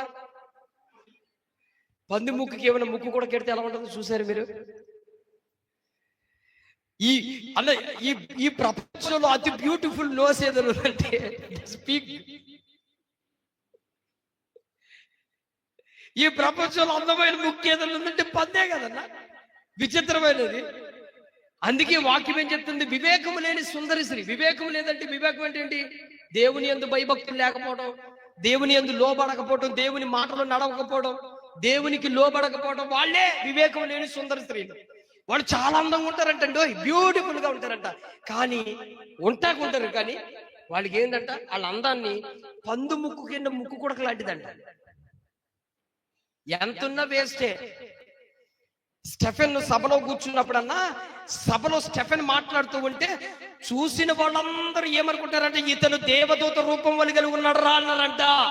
కొట్టి చెప్పండి గట్టిగా. దేవుని దేవదూత రూపం కలిగి ఉన్నాడంట. మీకు అర్థమైందా? ఈ మధ్యకాలంలో యూట్యూబ్లో కానీ, ఫేస్బుక్లో కానీ, ఇన్స్టాగ్రామ్లో కానీ ఎక్కడ చూసినా ఈ ప్రమోషన్లు జరుగుతున్నాయి. ఎంట్లోకి వెళ్ళానండి, నా ముఖం ఇలా మారిపోయింది. ఇది రాయండి, మొత్తానికి ముఖం మీద లైట్ కట్టుకున్నంత వెలుగు వచ్చేస్తుందని చెప్పిన యాడ్లు ఉన్నాయండి. పాపం, నిజంగా నీకు ఒక చిన్న చాక్లెట్ నోట్లాడేసి ఒక 700-800 లాగేస్తారండి. చివరికి అది నీకు పని చేస్తుందా? ఎప్పుడున్న కలరే అది ఉంటుంది. అసలు దేవుడిచ్చిన న్యాచురల్ బ్యూటీనండి. నిజమన్నా? దానికి మించిన బ్యూటీ ఇంకోటి లేదు. నేచర్ లో మనకి ఇచ్చిన బ్యూటీ వండర్ఫుల్. మంచి కాయగూరలు, మంచి ఫుడ్ తిని, మంచి నీరు తాగి చక్కకుంటే దానికి మించిన గ్లోనెస్ ఇంకెక్కడన్నా వస్తుందా? మన భారతదేశంలో అతి నేచర్ గా మంచి బ్యూటిఫుల్ గా ఉన్న ప్రదేశం ఏదైనా ఉందంటే కేరళ. తెలుసా? కేరళ వాళ్ళు ఎక్కువ క్రీములు రాసుకుని, నాకు తెలిసిన ఈ విషయాలు చెప్తున్నాను. వాళ్ళు సింపుల్ సిటీగా చక్కగా వాళ్ళు తినే ఆహార పదార్థాల్లోనూ ఒక మంచి ఫుడ్ తింటారు, బ్యూటిఫుల్ గా కనబడతారు. ఎంత బ్లాక్నెస్ అయినా వాళ్ళకి డార్క్నెస్ ఉంటుందన్న. మనకు తెలుసు కదా, మన కేరళలో, మా సౌదీలో మనం చూసాం కేరళ వాళ్ళందరినీ. మా స్నేహితులు కూడా ఉన్నారు 3 మంది. ఎందుకు ఈ విషయం చెప్తున్నానంటే, ఇప్పుడు బండగా వచ్చిన వాని శిల్పాకారుని చేతిలో ఆడి సుత్తి పట్టుకుని ముల్లెట్ చెక్కుతున్నప్పుడు నాకు నొప్పి కలుగుతుంది, నాకు వద్దురా బాబు, నువ్వు చెక్కద్దురా నాయన, నేను తట్టుకోలేకపోతున్నాను రా బాబు అన్నాడు అనుకో, ఆ రూపము మారుతుందా? ఆ బండ రూపానికి వస్తుందా? ఎవరన్నా దానికి వెల పెట్టి కొంటారా? దానికి ఎవరైనా విలువ కడతారా అండి? కడతారా? ఒక రాతి బండను పక్కన పెట్టి, అలాంటి రాతి బండతో ఇంకొకటి ఒక మంచి అందమైన శిల్పాన్ని చెక్కారనుకోండి, దేనికి వెల కడతాడు? వచ్చినాడు కొనుక్కుంటాకు వచ్చినాడు దేనికి వెల కడతాడన్నా? చెక్కబడిన దాన్ని కడతాడా, లేకపోతే రాతిగా ఉండిపోయి దాన్ని అలాగే దాన్ని కడతాడా? దీన్ని పట్టుకుని ఎక్కడ పెడతాడు? షోకేసులో పెట్టుకుంటాడు. ఒక అద్భుతమైన ప్రదేశంలో పెట్టుకుంటాడు, ఆఫీసులో పెట్టుకుంటాడు, లేకపోతే ఆఫీసు బయట పెట్టుకుంటాడు, దాన్ని ఒక మంచి సుందరంగా పెట్టుకుంటారు వాళ్ళు. అలాగే దేవుని వాక్యము చేత మనం చెక్కబడాలి, కొట్టబడాలి, అప్పుడు సువర్ణంగా మార్చబడతాం. నా దేవుని బిడ్డలారా, చిక్కుతూ ఉంటే నాకు నొప్పి వస్తుందండి, నాకు బాధ వస్తుందని అంటే చివరికి నువ్వు నరకాగ్ని గుండంలోకి వెళ్తావు. సరి చేసుకుని విడిచిపెట్టి పరిపూర్ణంగా మనం చక్కగా ఒక విధేయతతో దేవునికి లోబడి బ్రతికితే ఒక వండర్ఫుల్ గా పరలోక రాజ్యానికి మనల్ని తీసుకెళ్లి ప్రభు అప్పగించుతాడు. హల్లెలూయా, హల్లెలూయా, చెప్పండి బిగ్గరగా హల్లెలూయా. అయితే ఒక రోజు పేతురు గారితో చిన్న చిన్న డిస్కషన్ జరిగిందన్న. పేతురు గారు చెబుతూ, యేసు ప్రభు వారు చెబుతూ ఉన్నప్పుడు ఏమని చెప్తున్నాడంటే, అయ్యా కొన్ని రోజుల్లో నేను వెళ్ళిపోతాను, నేను చనిపోతున్నాను, మీరు జాగ్రత్త, మీరు హృదయాలు కలవరపడద్దు, మీరు జాగ్రత్తగా ఉండండి, నన్ను ఈ అధికారులు నన్ను చంపేస్తారు అని చెప్తూ ఉంటే పేతురు సడన్ గా యేసు ప్రభు వారు చేయబట్టేసుకున్నాడు. ఎవరయ్యా నిన్ను చంపేది? ఎవరు నిన్ను చంపేది? నువ్వెక్కడికి వెళ్తావు? నువ్వు వెళ్ళడానికి లేదు, నువ్వు మాతోనే ఉండాలని. అంటే పేతురు ఇంటెన్స్ ఏంటంటే, నువ్వు నాతో ఉంటే భారతదేశం అంతా మందే, భారతదేశం అంతా మందేనండి. పాపం యేసు ప్రభు వారి మీద ఉన్న ప్రేమ. కానీ యేసయ్య చనిపోవాలా లేదా? అయ్యా యేసు ప్రభు వారు చనిపోవాలా లేదా? చనిపోవాలి, మరలా తిరిగి లేవాలి. ఆయన చనిపోకపోతే మనకుందా? పరలోకము యొక్క మార్గం ఉందా మనకి? ఆయన చనిపోకపోతే మనకి విమోచన ఉందా? మనకి దేవుని రాజ్యం చోటుందా? లేదుగా. ఇప్పుడు వెంటనే పేతురు ఎంక ఇలా తిరిగి సాతాను వెనుకపో ఎవరినన్నాడండి? మాట్లాడతలేదు మీరు. ఈ వాక్యం చూపించినా లేకపోతే మీకు తెలుసా? సాతానా ఏమన్నాడు? సాతానా వెనక్కి పో. అక్కడ సాతాను ఎక్కడ కనపడలేదు. మరి ఎవరు సాతాను? మాట్లాడరేంటండి అన్న? ఒక ఆదివారం నువ్వు ప్రార్థన రాలేదనుకో, ఏ సాతానా నువ్వు మొన్న ఆదివారం ప్రార్థన రాలేదని నేను అన్నాను అనుకో, యా సైతాన్ నువ్వు మొన్న ఆదివారం ప్రార్థనకి ఎందుకు రాలేదండి నానంటోడు అన్నాడు అనుకో, ఇంకేముంటూ అస్సలు TV9, NTV, ఈటీవీ, సాక్షి, 10 TV, ఇంక నువ్వు చెప్పు పేర్లండి, ఆ ఛానల్లో అన్నిటికి స్ట్రోల్ అయిపోతాయి. ఇదిగో చూడండి, బ్రేకింగ్ న్యూస్, దేవుని సంఘములకు పెడుతున్న విశ్వాసం సేవకుడు ఏం మాట్లాడాడు తెలుసా? ఇదే ట్రోల్. అంటే ఇక అందరికి మోసుకెళ్ళిపోతావు నువ్వు. పేతురుని ఏమన్నాడు తెలుసా? సాతానా వెనుకుపో అంటే పేతురు అలిగి వెళ్ళిపోలేదండి. పేతురు అలిగి వెళ్ళిపోయాడా? నన్ను ఇంత మాట అంటాడండి, నేనేమన్నానండి? అసలు నేనేం తప్పు మాట్లాడానండి? మాతో ఉండయ్యా అని చెప్పాను. ఆ మాటకే సాతాను వెనకపోమంటాడేంటి? సాతాను వెనకపో అంటాడేంటండి అని ఏమని అన్నాడా? ఏమీ అనలేదండి. మౌనముగా ఉన్నాడు. అప్పుడు చెప్తున్నాడు, అయ్యా నేను వెళితే తప్ప మీకు ఏది రాదు. గద్దించాడు, గద్దింపుకు విధేయత చూపించాడు పేతురు. అస్సలు వినబడలా. నాకు ఎక్కడ కనపడతలేదండి. లేదు ఇంకా చెప్పొద్దులే. ఊరుకోండి, ఏం చెప్తారులే ఇంకా కదా. పేతురుని గద్దించినా కూడా పేతురు ఏం చేశాడంటే యాక్సెప్ట్ చేశాడు. అయ్యా ఓకేనయ్యా. ఎంతగా వాళ్ళు, అందుకే దానికి ఒక మాట చెప్తాడు చూడండి, ఆఖరి ఓడ్లో నేను ముగిస్తున్నాను. ఇది కీర్తనల గ్రంథంలోకి రండి. కీర్తనల గ్రంథంలోకి ఒక వాక్యాన్ని చూపిస్తాను.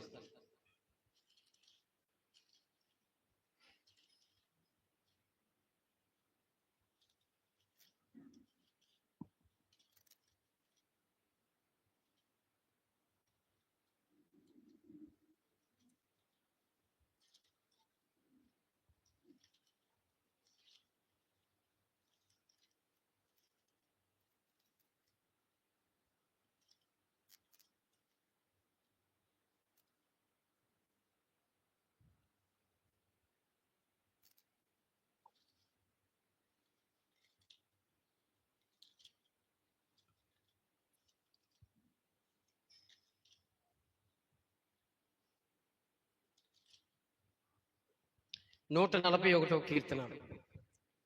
కీర్తనల గ్రంథం 141వ కీర్తన. కీర్తనల గ్రంథం 141వ కీర్తన 5వ వచనం చదవండి అమ్మా బిగ్గరగా. నీతిమంతులు నన్ను కొట్టుట నాకు ఏంటిదంట? ఉపకారము. వారు నన్ను గద్దించుట, వారు నన్ను గద్దించుట. మరొకసారి చెప్పండి, వారు నన్ను గద్దించుట తైలాభిషేకము. నేను అట్టి అభిషేకమును త్రోసి వేయకుందును కాక. ఎవరు కొట్టుటండి? నీతిమంతులంటే ఎవరు? నీతిమంతులంటే ఎవరండి? నీతిమంతులంటే ఎవరండి? మాట్లాడరేంటండి? నీతిమంతులు అంటే ఎవరు వస్తారు? దేవుని యందు భయభక్తులు కలిగి మీకు ఆయన ఆజ్ఞలు గైకుంటూ మిమ్మల్ని మంచి త్రోవలో నడిపించాలనే దృప్తం కలిగిన వాళ్ళు నీతిమంతులు. అట్టి నీతిమంతులు మిమ్మల్ని తిడుతున్నప్పుడు కొట్టినా కూడా దావీదు ఏమంటాడో తెలుసా? నాకేంటిదంటన్నా చెప్పాలి. ఏంటిదండి? కొట్టుట నాకు ఉపకారము. ఎవరండి? వాళ్ళు నన్ను కొట్టుట ఉపకారము, వారు నన్ను గద్దించుట. గద్దించుట తైలాభిషేకం. అక్కడ ఏమంటాడు? అట్టి తైలాభిషేకము నాకు నేను త్రోసి వేయకుందును గాక అంటాడు. మీకు మిమ్మల్ని గద్దించినా, మిమ్మల్ని హెచ్చరించినా, మీకు దైవ సేవకులే కాదు, మీ కుటుంబంలో ఉన్న వాళ్ళు పెద్దవాళ్ళు కానీ, వాళ్ళు దేవుని యందు భయభక్తులు కలిగిన వాళ్ళు మిమ్మల్ని మందలిచ్చినా, తిట్టినా, వాళ్ళు మిమ్మల్ని ఏది చేసినా మీకేంటిదండి? అది తైలాభిషేకం. తైలాభిషేకం. నేను ఒక మాట చెప్తానండి, వింటారా? నేను ఆఖరికి మాట చెప్తున్నాను. సౌదీ అరేబియాలో జరిగిన విషయాన్ని మా పవన్కి, సంపద్రావు గారికి పూర్తిగా తెలుసు నేను ఏ రీతిగా నలగొట్టబడ్డాను. అయ్యా ఎన్ని చేసినా నాకు వెనకాల ఓ బళ్ళు పిచ్చుకుని ఉంచుండేవాడు ఒక ఆయన. ఎవరండి? ఎన్ని చేయని మా అయ్యగారు డానియల్ గారండి. ఎక్కడ కొదువు తగ్గిన పసక్కుని పొడి చేసేవాడు అంతే.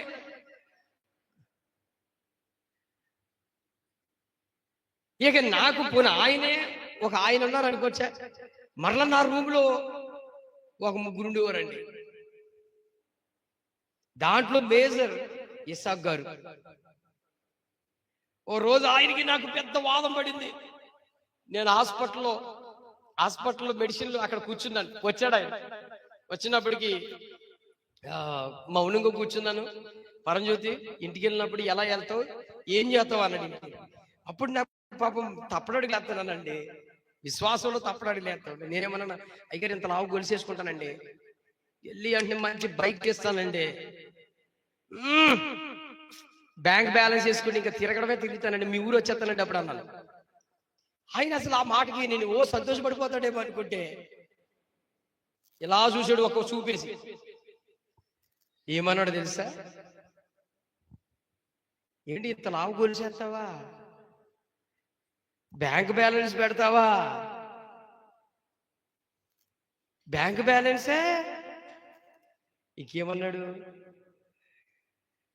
బండి తీస్తావు ఇంటికి వెళ్ళి. తప్పు అన్నాడు అంతే. నాకు పర్వని మండిపోయేది, కోపం వచ్చేసింది.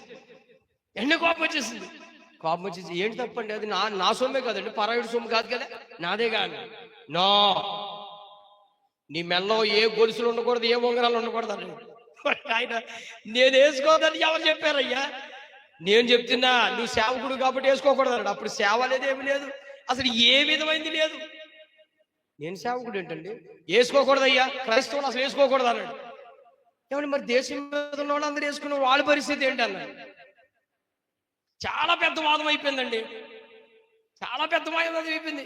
వేసుకుంటే తప్పేంటండి, వేసుకుంటే తప్పేంటి, వేసుకోకూడదు నాయన, అది మనకు కరెక్ట్ కాదు నాయన, దేవుని వాక్యం చెప్తుంది నాయన అని చూపించి, ఇదిగో బంగారమైనను వెండి అయినను ఏదైనను నువ్వు అలంకరించుకొనక సాత్వికమును దీన మనసును అలంకరించుకుని ఉండాలని ఇంత చక్కగా చెప్తూ ఉంటే నువ్వు ఎందుకు లోపడమన్నాడు. అవన్నీ ఆడుకోనండి, నాకు నా మట్టుకు నేను ఫాలో అవుతారా. ఎప్పుడు పొడిచిన వాళ్ళే, అది ఎక్కడన్నా కొంచెం నవ్వాను అనుకో, నవ్వకూడదు అని కూడా అయింది. నాకు అలాంటి వాళ్ళు ఉన్నారు కాబట్టి నా జీవితం ఈరోజు పరిమళ వాసనగా తీర్చబడింది. హల్లెలూయా. నేను చచ్చే వరకు చెప్పుకోదగిన విషయాలు ఇవి. ప్రతి విషయంలో నన్ను సరి చేసిన వాళ్ళు ఉన్నారు. ప్రతి విషయంలో నా ఆత్మీయ జీవిత పునాదులు కడుతున్నప్పుడు ప్రతి ఒక్కరూ సరి చేసిన వాళ్ళు ఉన్నారు. నన్ను సరి చేసిన వాళ్ళు ఒకళ్ళైతే, నేను సరి చేసిన వాళ్ళు వీళ్ళందరూ ఉన్నారు. అడగండి వీళ్ళ తర్వాత అయిపోయిన తర్వాత, ప్రార్థన అయిపోయిన తర్వాత, పరంజ్యోతి అయ్యి మీతో ఎలా ఉన్నాడు అయ్యా అనంటే, వీళ్ళు నిద్ర ఆగితే అవసరమైతే ఇంటికి రా ఏదో చెప్పిన వెళ్ళిపోయి కూర్చునేవాడు అక్కడ. జీవితంలో ఆ కాలం రాదండి మాకు. నేను ఇదిగో ఈరోజు చెప్తున్నాను పోయేసన్నా, మీరు అందరేనండి, ఈరోజు మీ సేవకుడు మిమ్మల్ని గద్దించి మీకు ఇలా బోధించే రేపు రాబోయే కాలంలో ఇలా ఉంటుందో లేదో తెలియదు. మరలా మా జీవితం వెనక్కి తిరిగి చూస్తే వాళ్ళిద్దరిని అడగండి, వెనక్కి తిరిగి చేస్తే ఆ భక్తి, ఆ కాలంలో ఉన్న ఆనందం మాకు తిరిగి వస్తుంది. ఈరోజు రాదండి.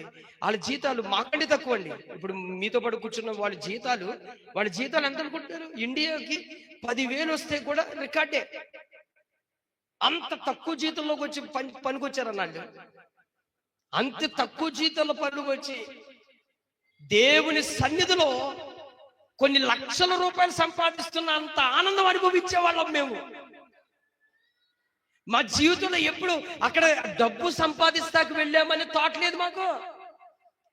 ఎంతసేపు అబ్బా ఏం ఆనందం దేవుని మందిరంలో, ఇది ఇంతకు మించిన ఆనందం ఇంకెక్కడ లేదురా బాబు అని అనుభవించే వాళ్ళం.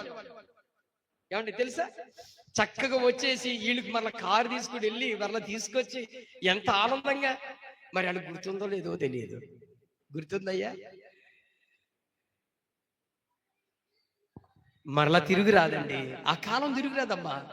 మీ సేవకుడు మిమ్మల్ని గద్దించి మిమ్మల్ని సరిచేసే ఆ సాయి రోజులు రావు, ఇంకా రావు. మీ ఆత్మను కాపలా కాసే సేవకులుగా ఉన్నంత వరకు మీకు క్షేమం. ఆ కాలంలో నేను అనుభవించిన బల్లెపు పోట్లు చెప్పుకోలేకుండా బాత్రూంలో గడిచిన రోజులు ఉన్నాయి. నా ప్రియులారా, ఈ విషయం గుర్తుపెట్టుకోండి. మన జీవితాల్లో ఇటువంటి భక్తి జీవితం కట్టుకుంటే, అందుకే దావీదు అంటున్నాడు చూడండి, ఏమంటున్నాడు? నీతిమంతుడు నన్ను కొట్టుట నాకేంటంట తైలాభిషేకం. వాటి వండర్ఫుల్ తైలాభిషేకం. మీ సేవకుడు, మిమ్మల్ని ప్రేమించే వాళ్ళు, మీ యందు ఆత్మీయ స్థితిలో నడిపించాలనే తపన కలిగిన వాళ్ళు మిమ్మల్ని కొట్టడం మీకు మంచిది, మిమ్మల్ని గద్దించడం మీకు మంచిది, మిమ్మల్ని హెచ్చరించడం మీకు మంచిది, మిమ్మల్ని ఆత్మీయ స్థితిలో మిమ్మల్ని ప్రోత్సహించడం మంచిది, మిమ్మల్ని బలవంతంగా ప్రోత్సహించి ఇలా చెయ్యండి అని అనడం మంచిది. ఏ బాబు నాయన, యూత్ గ్యాంగ్ మీరు అందరూ ఒకసారి నా వైపు చూడండి. ఈ రోజు షార్ట్స్ ఎవరికి పడ్డాయి? చేయలేదండి. 1 2 3 4 5 6 అందరికి పడిపోయినాయా? పడలేని వాళ్ళు ఎంతమంది ఉన్నారు? నువ్వు అక్కడ విన్నావు, పడుతుందిలే నీకు అయిన తర్వాత. అందరికి పడ్డాయండి. వీళ్ళకి మార్నింగ్ టిఫిన్ పడింది. ఎందుకు పడ్డాయి? ఒకడు ఆల్నేటికి రాలేదు, ఒకడు ఆల్నేటికి ప్రార్థన రాలేదు, ఒకడు కబురు పెడితే వినలేదు. సంఘము, సేవ, పరిచర్య అంటే అంటు కట్టబడాల. కబురు వచ్చిందా పరిగెత్తుకు రావాలి, అలా ఉండాలి. సంఘంలో కూటమి ఎందుకు మానేస్తున్నాము అనే దానికి సమాధానం ఇవ్వాలి. పెద్దవాళ్ళైనా చిన్నవారైనా సరే సేవకుడు అడిగిన దానికి ఆన్సర్ ఇవ్వాలి. మీరు ఎందుకు ప్రార్థన రావట్లేదు, మీరు ఎందుకు ఈ కూటానికి ఎందుకు రాలేదని అంటే సమాధానం ఇవ్వాలి. చిరునవ్వు నవ్వేసి అయ్యగారు చెయ్యొద్దు, అలా చెయ్యొద్దు అంటే నీ పళ్ళు నేను చూడాలనా? కొంతమంది తెలివిగా అయ్యగారు మరి అయ్యగారు నీ నవ్వుకి అమ్మ అలాగేనమ్మా, ఓకేనమ్మా నేను అర్థం చేసుకోవాలా? అమ్మ నేను అలా అర్థం చేసుకోవాలా? అలా చెయ్యొద్దు. చెప్పిన మాటకి విధేయత చూపించండి. మీ క్షేమం, మీరు బాగుంటారు, దీవించబడతారు, ఆరోగ్యంగా ఉంటారు, అన్ని అవసరతలు ప్రభువు మీకు ఇస్తాడు. ఆమేన్. చెప్పండి బిగ్గరగా హల్లెలూయా. ఈ రోజు నుంచి వాక్యమునకు మనం లోబడి వారిగా. అందుకే యెహోవా గద్దింపునకు నువ్వు విసగవద్దు. ఆయన మాటకు నువ్వు తృణీకరించద్దు. ఆయన శిక్షకు లోబడిపో, అంగీకరించు. నువ్వే స్థాయిలో ఉన్నా అంగీకరించు, విధేయతగా రా, లోబడు. ప్రభు మిమ్మల్ని దీవిస్తాడండి. ఒదిగిన వాడు ఖచ్చితంగా దేవుడు ఉన్నత స్థితిలో నిలబెడతాడు. హల్లెలూయా. పవన్ వీళ్ళకి తెలుసు, అయ్యా నాకంటే ముందుగా వాక్యం బోధించిన వాళ్ళు మన సహవాసంలో వచ్చిన వాళ్ళు ఉన్నారు, వాళ్ళు ఇప్పుడు కనబడుతున్నారా? అడగండి.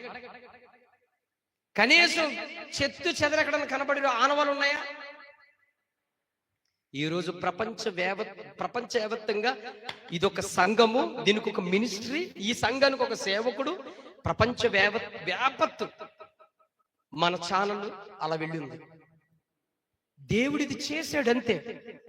ఎందుకు? ఒదిగి ఉంటే దేవుడు ఉన్నత స్థితి మీద నిలబెట్టి చూపిస్తాడు. హల్లెలూయా. అందుకే దీన మనసులో యుండుడి నా చేతి కింద, తగిన సమయంలో నేను నిన్ను హెచ్చిస్తాను అంటున్నాడు. కాబట్టి ప్రియులారా, సేవకుడు మిమ్మల్ని మందలించిన, బోధించి, గద్దించిన, ఇది తప్పు అని చెప్పినప్పుడు, ఇది కరెక్ట్ కాదని చెప్పినప్పుడు వినాలి, విధేయత చూపాలి. అది సేవకుడు దేవుని నోట నుంచి వచ్చిందని గ్రహింపులోకి వెళ్ళాలి. అది వింటే మీకు క్షేమం, అది మీకు ఆరోగ్యం, అది మీకు ఆశీర్వాదం, అది మీకు దీవెన. మీ పిల్లల్లోనూ మీ కుటుంబంలో అది వర్ధిల్లుతుంది. హల్లెలూయా. ప్రార్థన చేసుకుందాం. అందరూ కూడా మోకరించండి, తలలో ఉంచి మోకరించండి. సమయం చాలా అవుతుంది. త్వరగా మనం ప్రభు బలలోకి వెళ్ళిపోదాం. మోకాళ్ళ మీద ఉందాం.